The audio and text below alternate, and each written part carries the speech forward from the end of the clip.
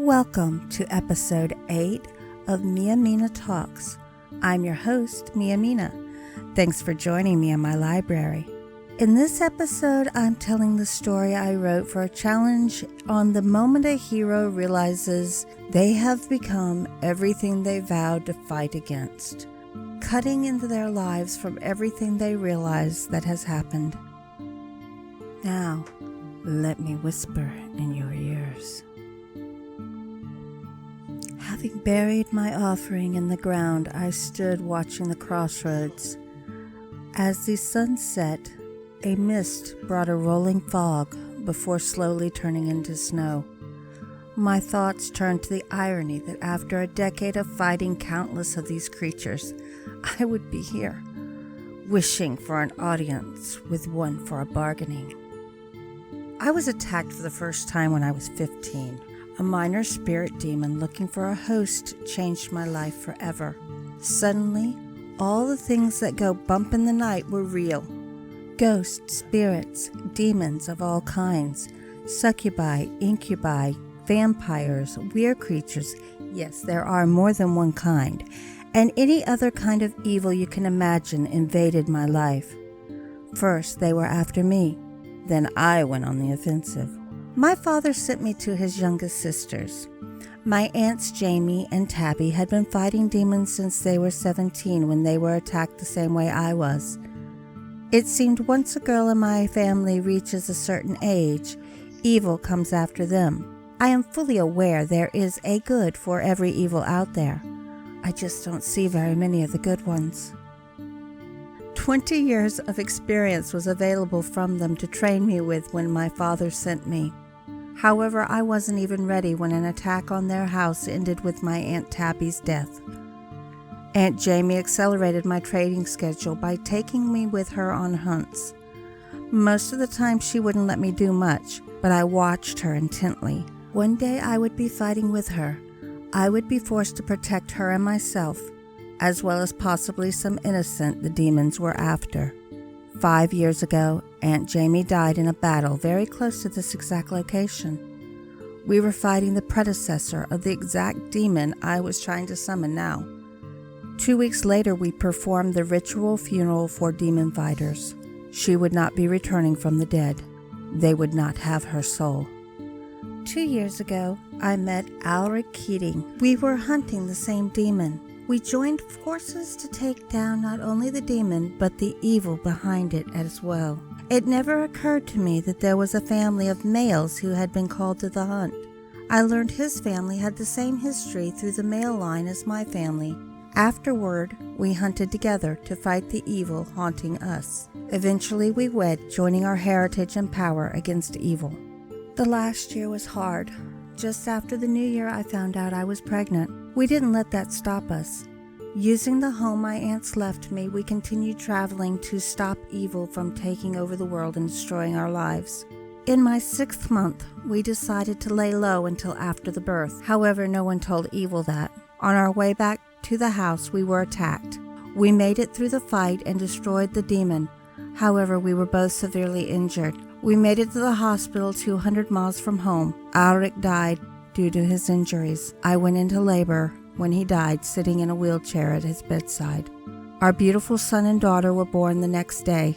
A week later, I was released. I went back to our home with my children to prepare my husband's last rites. I lit the fire for his last rites on July 4th, then returned to hold my 2-week-old twins. Our family stood together around the fire, knowing the significance. Holding our twins in my arms, we said goodbye to their father. They were silent as they watched the flames. I'm sure they were probably just infatuated by the light and color, but part of me wanted to believe they knew what was happening. I wish I could have seen his soul moving to safety. Through the next 4 months, I watched my infants grow and discover the world around them.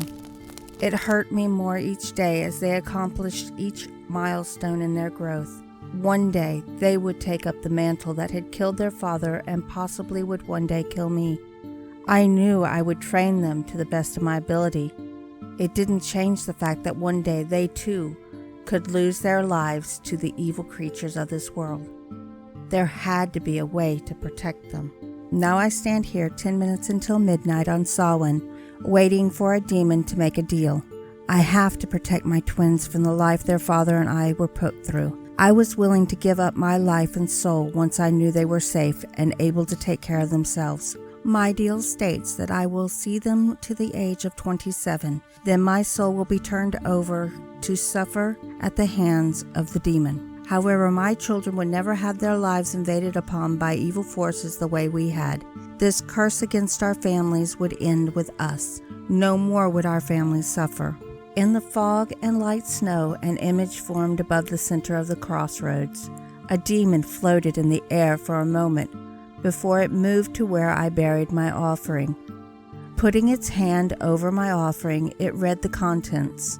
Finishing, it turned its red eyes to me. Laughing, it came towards me, saying with a mixed demonic female voice, "So after all these years of hunting my kind down to kill us, you come asking for a deal of your own."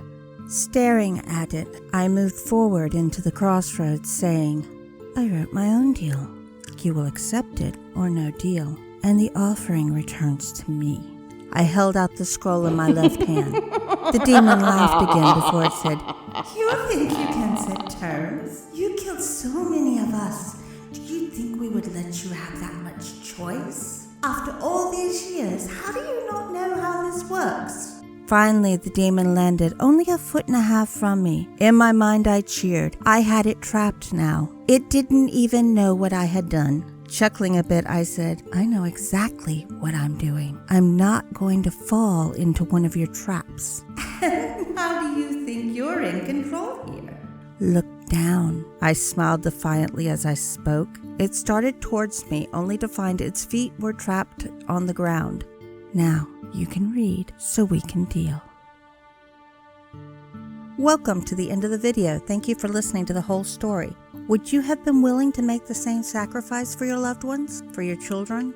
Would you have tried to find another way to get what you wanted for your children and family? Let me know what you think of this story and those questions in the comments below. While you're down there, please give the video a like and share it out so others can enjoy it. If you aren't subscribed, consider subscribing and ringing the bell so you are notified when I upload new videos. A short reminder, I have a Teespring store with merch. I have t-shirts for adults and children, 3 mug designs to choose from, some masks with 2 different designs, and zipper hoodies with 2 designs. I have added some new things, so check out the link in the description below. Get your own Mina swag. With the Teespring link is also a donation link from Streamlabs, which will allow you to support the channel in another way. I want to say thank you to all of you who have subscribed. I appreciate your faith in me and enjoyment of my content. Thank you to everyone for being so welcoming, supportive, and helpful. I know I have asked a lot of input from you all.